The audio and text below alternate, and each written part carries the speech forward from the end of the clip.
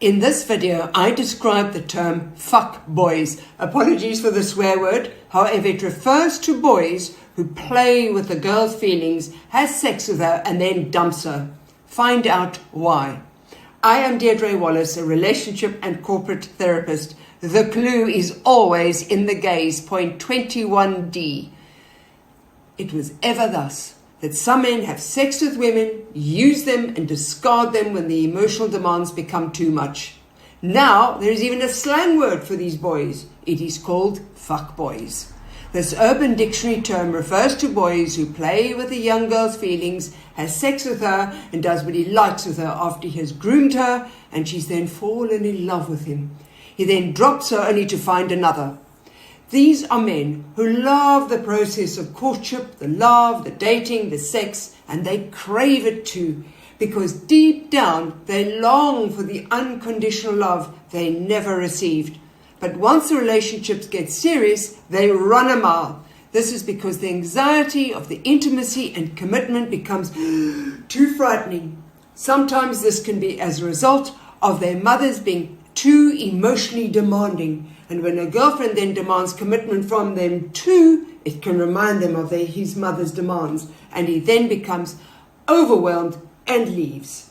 This is also similar to the previous videos 21A to C that refer to emotional smothering.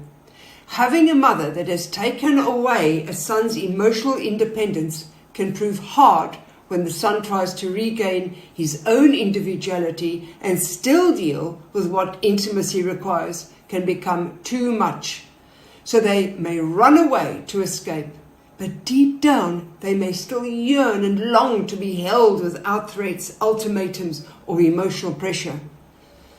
Unconsciously, because they may also harbor anger towards their mother for taking so much or using them emotionally, instead of dealing with the emotion, they often act it out with their own relationships. They can act out the anger and rage.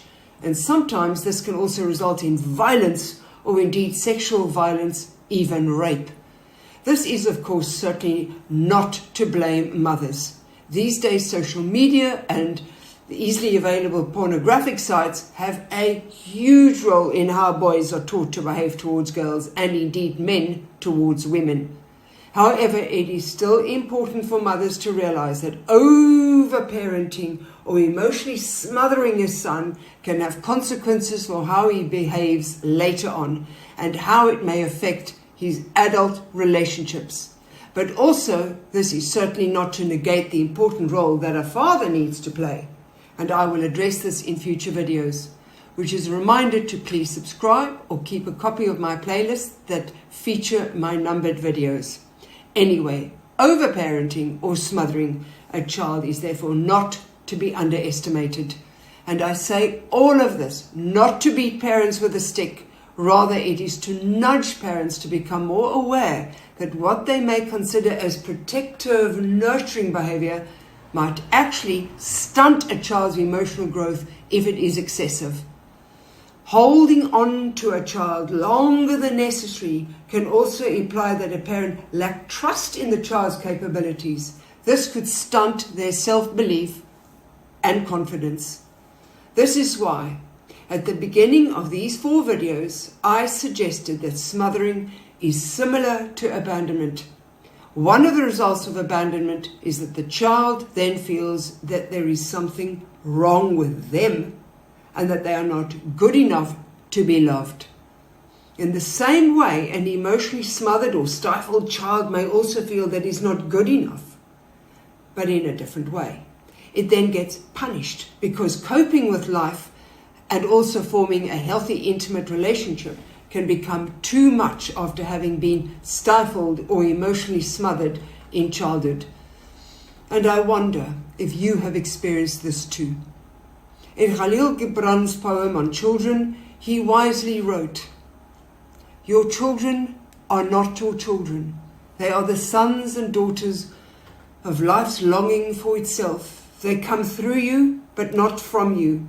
And though they are with you, yet belong not to you." And now back to you. Did you experience any of this? How has it affected you?